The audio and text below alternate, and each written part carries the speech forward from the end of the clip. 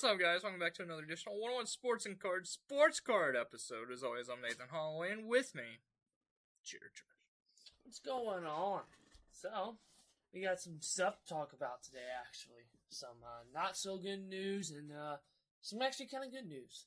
So, first, we're going to start off with pickups. I don't have really any that I want to talk about. I don't have. Releases. Optic Fast Break Basketball. Supposed to come out today. Some places did get it today. Yeah. But apparently Panini's behind. I will be buying a box on Friday. Yeah. And then 2023 Contenders Football officially came out today. Nobody cares. Yeah. So, that's all the releases. If you want autos, buy Contenders. Yeah. But the only autos you're chasing are Bijan and Anthony. Yeah. Richards. And Puka. Yeah. WWE got moved back to the 19th now. So it's 2 days after Topps Quill. So if you are a collector of both of those, you are going to have an expensive weekend. So, we're going to go into some news. So we got some Golding put out some notable sales and records from June and stuff. You know, it's just kind of interesting to see what the market's doing on high-end stuff. Michael Jordan signed rookie card. Went for $82,000. A Gunnar Henderson PSA 9 red refractor force bone auto went for $64,000. A Mickey Mantle 5.5 PSA went for $162,000. A 1984 Michael Jordan in an 8 went for $132,000. And then the 1/1 CJ Stroud variation black finite PSA 9 went for $53,000. And then the Walker Jenkins 1/1 Superfractal in a PSA 10 went for $44,000. Oh, talking about Walker Jenkins is my first Bowman auto. The inscription was pulled today. Yeah. By Yes. And then some kid named Lamine Yamal. He's pretty good. He's very young, I think. $43,000 for his 1/1 Superfractal. And then a 1975 Carlton Fisk. Josie went for $36,000, and Eddie Moy went for $32,000, and then a picture of Babe Ruth, I think it's autographed, maybe, went for $26,000. I would hope it's autographed if it went for $26,000. Well, I don't say autograph on it, but I guess it is. So, the PSA at the National, so they did bring out the pricing for the National grading. So let's go through it. Card grading, the 129, there's 4 different options for that kind of thing.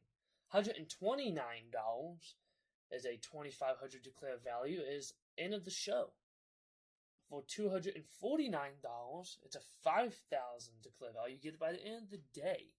For $499, it's a $10,000 declared max value in 3 hours. And then $799 is a $25,000 declared value for 3 hours as well. So if you pay up, you can get it fast.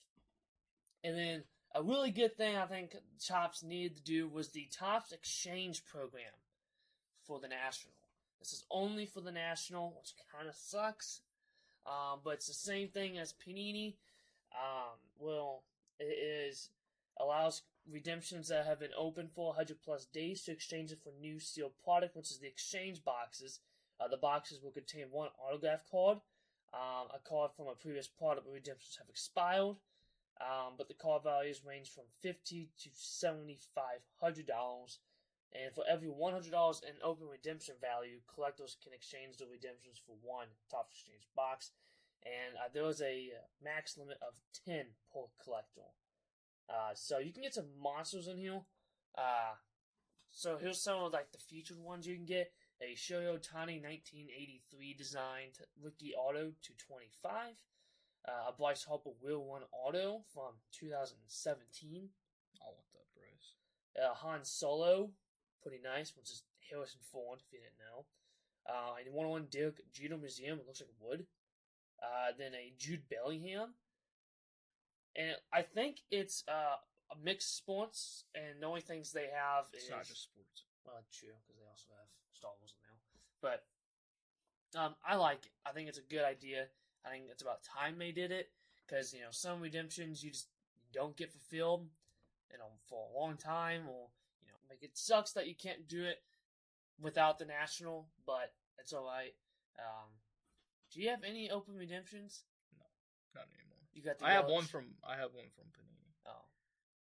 No, I got the Tristan Casas auto and replays for the Yelich, which actually goes for more. Yeah.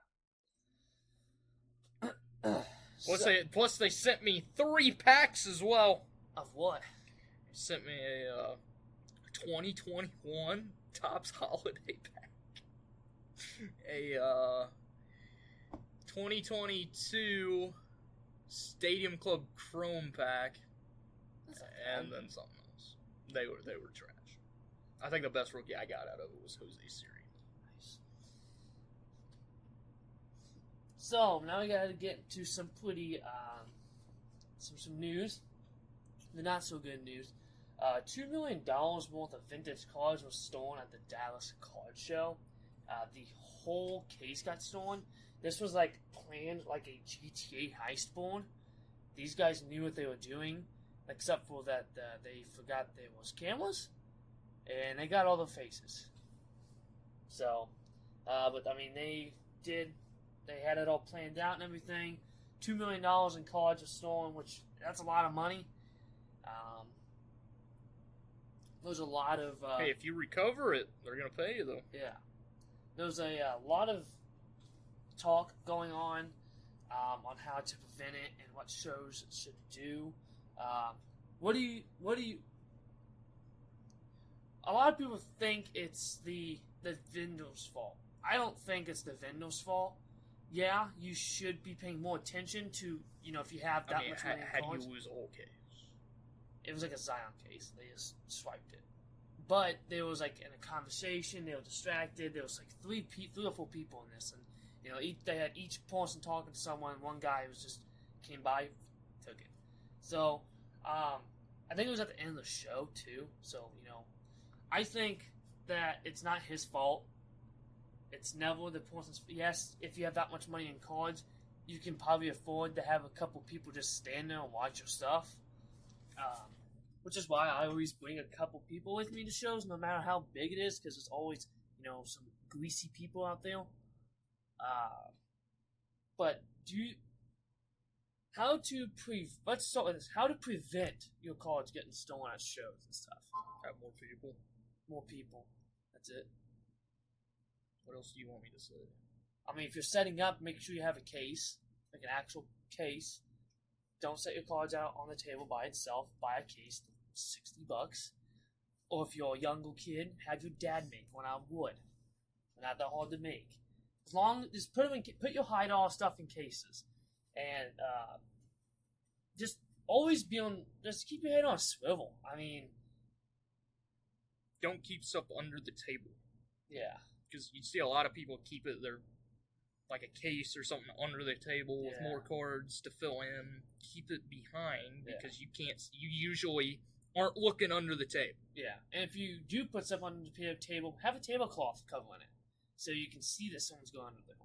And bring a friend or two. I mean, I bring you and sometimes my other friend that doesn't know much about cards at all, but he's a salesman. I like how you just said that, and you were like, I bring you and my other friend. That implies that you have 2 friends. Yeah, that's pretty much all, though. But, basically, it's fun to have people to talk to, like your friends. If it's slow. Hey, another way is if you catch somebody trying to steal it, you beat the crap out of them, guarantee you nobody will steal from you again. Keep your head on a swivel. It's really all. Keep your high-end stuff in the cases. Make sure you always have your case closed. I know some people keep the cases propped open like that. Why do you do that? What's the point of the freaking case? Just keep your head on a swivel and stuff. Just watch. Some people out there that will do things like that. And then, next thing is, what should shows do, if anything? Like these card shows. Because we have the National coming up.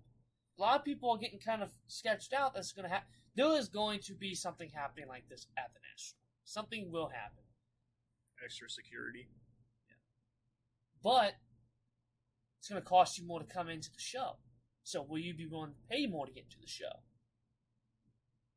Because let's say it's $2 to get into a show, which it's not $2 to get into the National. no, but let's just say like a normal show that we would go to is either $2 to $5 usually. What if it's $10 then? Will that drive people away from coming to the show, or will you still pay that $10 knowing there's security there? I'd pay the $10. Okay. I feel like most people would. Let's go to the National, where it's $200 to get into the place or something like that, and they have a bunch of security guards and cameras and everything like that because of how big this venue is. You're talking it's going to be $300, $400, $500 to get in this thing. Some people won't pay that much. I personally probably would, just to know, and make sure they'll fit, and they have a gun or something, at least a taser. Most of these security guards that they have at these places don't have anything, and they ain't gonna outrun a freaking two-legged dog. I mean, let's be honest, most security guards aren't like that. So it's like Paul Blart Mall Cop. Yeah, he just doesn't have a Segway. You put him on Segways. I'd be on a Segway around. I'd be Paul Blart. I'm about the size of him. And just, yeah. Could you imagine me on a Segway just going through? Yeah. Get out of my way. I'd probably run into a table and knock everything. Oh, my bad, man. Just leave. So that's what you think shows should do, is just security. I mean, I don't know what else they could do. There's not much. No. You could put temporary cameras up, maybe. That's going to cost more money. Security, of course. But I think, ultimately, this falls on the responsibility of your dealers, in my opinion. You're dealing with money. You got to be responsible. Like, that's why I bring people, because if I have to go to the bathroom, I can ask one of my friends that I trust, hey, watch my table, it says the guy sitting up next to you, or you just leave. Because I see a bunch of empty tables all the time on shows, and it's like, I can just, grab a card and go. But I don't think shows are responsible for this kind of stuff. I think it's kind of more of the be responsible with your stuff, and make sure you have your cards in a case. Like, buy like a Zion case or something like that. If you have, it don't matter. Maybe if you have some cheaper stuff, it's nice to have. Bring a backpack with the box. You don't have to spend the money on a Zion case. You just go on Amazon. And you can find that's where I bought all my cases from. Yeah. I mean, I got 2 gun cases from Home Freight, and I just cut them out myself, and they're a lot sturdier than the Zion cases. Because this is like a hard molded it's a gun case, they're meant to take some beating. I mean, I could throw my box with my cards in it, and I'm going to be fine. I'm not going to test it, but... Can we? No. So, yeah, that's the whole Dallas card show thing. It's going to happen again at the National. It's inevitable at these big card shows. It's going to happen. We're going to hear something about it. Just be responsible and stuff like that. And if you are bringing a bunch of... And this kind of brings up the whole fact of location, too. Because a lot of people said Atlantic City for the National was a very sketchy place. They said there was druggies, like, on the side of the road. And, they'll whack jobs. I mean, they might just stab you. I mean, some people are carrying hundreds of thousands of dollars in cash and cards in these cases and stuff. And I was watching, Spitball and Cards and stuff, and they had a segment about this too, and he said someone's wife or friend who's a girl, they were sitting at a bar one day, and was like, how much money do you think is at the sports car show? $10-15 million. He said, what would stop a group of people coming in armed and just holding up the place?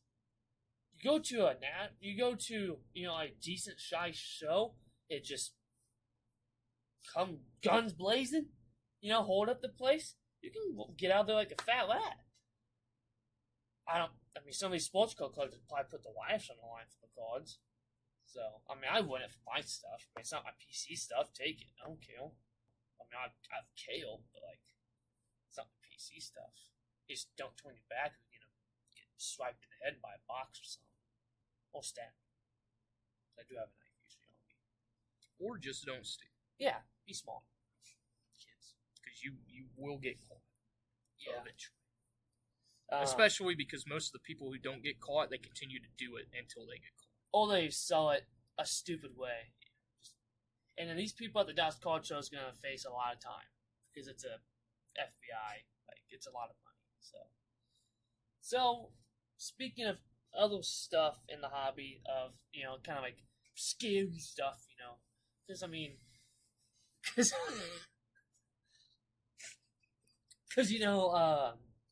getting your cards stolen, that's kind of scary, And it doesn't just happen at shows. It also happens in transit sometimes. And I'm going through this right now. My Pokemon submission is lost from PSA. And it has a bunch of my childhood Pokemon cards in it. So, and I paid for 2-day shipping. And that was Saturday. And it's not even close to there yet. It hasn't shipped. Yeah. So, because stuff gets stolen all the time in the mail. And you're just kind of out of it. There's a ton of cards going to the mail all the time. So what is other things in the hobby that kind of makes you kind of scared of or leery of? This isn't good for the hobby. Like, some new person comes in, people are stealing valuables and stuff like that. That's not what I want to get into. I don't want my stuff to get stolen. It's kind of not good. It's not good publicity. So what else kind of, what does kind of, frighten you, scare you, the heebie-jeebies, Nothing. Not, not a PC card that you really want, or your grading submission you send off in the mail gets lost forever. We've already talked about that. So. Yeah, but this doesn't warn you, don't kill. Yeah, that stuff. Other than that, not much. Yeah. Those are probably the only two things. A house file. Losing all my cards in a house file. Oh, I'd run back in. So. I would at least grab my PC case. At least. There's a file in your house. Like, your house is like, it's like someone dumped 10,000 gallons of gasoline on your house. You got 3 cards with 3 cards you saved from your house. Only 3 can make it. And if you have a pet, that counts as 1 too. I don't have a pup. But if you did. I also wouldn't save the pup. Oh, okay. They find their way out. Eventually. Or not. Yeah. It happens. Charred when the house is down. It happens. Bryce Harper Autumn. The duel of Herbert and Jordan Love, just because you don't see that card often. Yeah. I don't know what the other one would be. I would tell you mine. That's just my whole case. Everything is in my case. I don't have my stuff displayed. Yeah, but you just said 3. Yeah, I'd probably save my cat. And then I'd probably get a Tony Gwynn and probably one of my Noelvis. Or my Fungus Auto. Probably the Matkins of the... Yeah, the booklet. Yeah. Just because I haven't seen another one of them pop up. That's a kind of another, like a natural disaster, tornado, which, where we are located, is, not an impossible thing to happen. And, it's a safe way to get a safe. It's a good idea to get a safe, if you have a very high dollar valuable collection, which I want to say I do, so I don't need to get a safe. So, if that's all that scares you, gives you heebie-jeebies, then that'd be, Nothing really scares me besides spiders. So, what if you open your case and there's a spider on you? I can have them. Be like, go ahead, take it. Don't care if you get held at gunpoint, but there's a spider on your case, you're freaking out. Yep. Okay. So, we're going to go into overrated, underrated for our last... Oh, wait, we got buy, sell, hold still. I forgot we have not done that. So, we're going to buy, sell, hold. Jalen Duran. So, he's not expensive anyway, but... He is definitely up, though. Yeah, he's a Red Sox. They're not good. There's really nobody on the Red Sox that gets a lot of attention anymore. Yeah. Because everybody's focused on the Yankees. Yeah, I don't have much. I don't think I have any Durant stuff, actually. I'm going to say sell because this is one of his best seasons he's had. I've believed in Jaren Duran since 2020 when he was a first Bowman. I bought a lot of his stuff. I sold a lot of his stuff on eBay before, when he made his debut and everything. He started rocky, but then he's a great defender. He's a speedster. He's fast. He's also had injury problems. Yes. So I think it's time to sell. I do think he's going to be a key piece of this team in the future, though. This team is young. They still have many great top prospects that are going to make their debut either this year or next year. And Roman Anthony, Marcelo Mayo, and Kyle Teal. Yeah, Kyle Teal is about pretty close because the catch situation sucks. But I mean, Sadane Raphael, he's a really good ball player. My guy Tristan Casas and Devils, just a very good young team. The only thing they need is pitching, which they don't have any of. Tanner Houck. That's it. Brian Bello occasionally.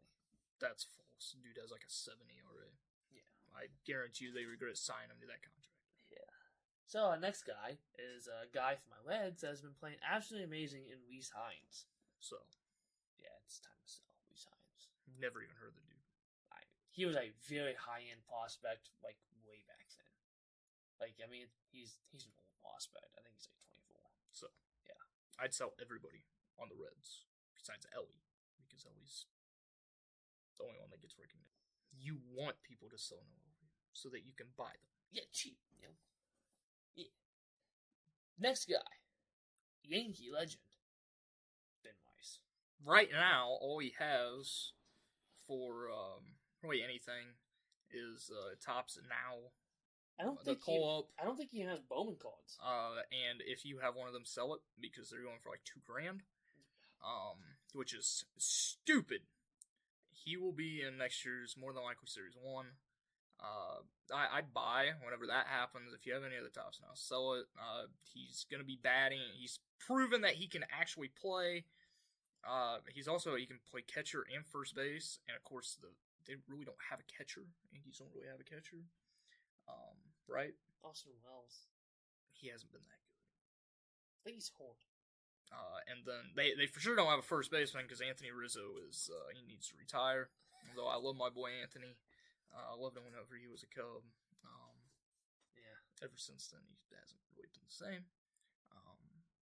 But Ben Rice is proving that he's going to be a starter. So buy him next season in Series 1 because there's going to be other guys that are going to overshadow him in Series 1. So he should be cheaper. But if you have his Topps Now, sell it. Yeah, because it's not going to be worth $2 in the future, let alone $2,000 at what people are bidding it up for now. Yeah. So Ben Rice. I mean, he's a good plot. He's a good guy. He's a good player. But I have never heard of him. Some people come out of the woodworks, Some people come out of nowhere. But I've only heard of him because of the show. I mean, I'm a prospector, and I can't tell you one lick about this guy. So I don't even know how old he is. I think he's like 24. So not terribly old. 24, 25. He's a mid-range kind of age guy. I think he's that old. I don't really know. He's 25. Yeah. So, next is overrated, underrated. We're going to go with Contenders Football. Not just this year's, in general, Contenders Football. I'm going to say it's underrated just because you're going to pay for it. I mean, it's very expensive. I mean, it's the best opportunity to hit that QB auto that UMB cites this year because really only one has it that you actually want, and Anthony Richardson. And this could possibly be the last year of Contenders also. Yeah. It's only like $350, I think, this year is what I saw on RBIs at least. So you get 5 autos. You also get a memorabilia. One of them autos is on card. And it's usually your best auto is an on-card one. So, I mean, it's the most autos you're going to get out of any Panini product. Yeah. That you can afford, anyway. So, it's an underrated product. I wish I would have bought some in 2020 whenever they were a lot cheaper than what they are.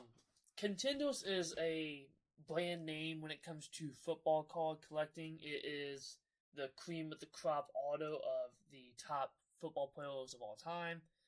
Tom Brady's is one of many that people think of. I think Jordan Love and Horrible and Bolo and all those guys are going to be the same way. Not forgetting two other ones that are also great in that class, and Tua and Jalen. And then when I'm talking about Justin Jefferson and all of them, that 2020 class just needs to be studied as one of the best classes of all time, all around together and everything. I personally think it's ugly. I do not like Contenders. I'm not a fan of the design. I mean, the whole ticket stub thing's kind of cool. I'm not a big. I think they're kind of ugly. I have one Contenders auto in my collection, and it's a Noelvi Cracked Ice from 2018 Contenders draft picks. I have one from 2020. It's a dual auto. Yeah, but it's not the regular. It's the. I like the ones where they have like the round one. Picks or whatever, where they have the two. The duels look great. It's like a face-off, kind of. Yeah. Most of the time, there's only one that ends up being good, or you can get. Most of the time, they're both bad after the first season. But that class is. Yeah. I will say, if you're going to buy Contenders, buy Hobby. Just spend the $325, $350, whatever it is. Don't buy the retail. Especially mega boxes. I bought one. It's the auto. I sold it for $2.50. At least you sold it. But I have seen a lot of those mega boxes get points or don't even get your auto. I saw a guy open up a case of them, and he pulled 2 autos. The rest were points. Yeah. And the autos were... Yeah. I mean, it's a dart throw for sure. I mean, how much are they? 65? At that point, I mean, it's what? For a hobby, 325? If you divide that by 5? I think it's 325 or 350. Just do in the middle, 340. 335. No, I want to look it up just so I know that I'm right. It's 395, actually. And divide that by 5. Which is 79. So $79 in auto. Just, if you got the extra money, buy the hobby, because you're going to get numbered cards. You're going to get all the rookies. You're also going to get an on-card. Yeah, and the on-card could be Anthony Richardson or Bijan or Puka and whoever else is in that class that's signed. Not many. Yeah. You could also get a Stetson Bennett. I mean, I'm not a Contenders guy, so I think it's a little overrated in my opinion. But I'm a baseball card guy, and most baseball card guys don't like Contenders because they think it's kind of ugly. So I think it's overrated. But this year, yeah, it's still overrated in my opinion. Now, if CJ Stroud and everybody had autos in it, it'd be worth. It'd also be a lot more than $395.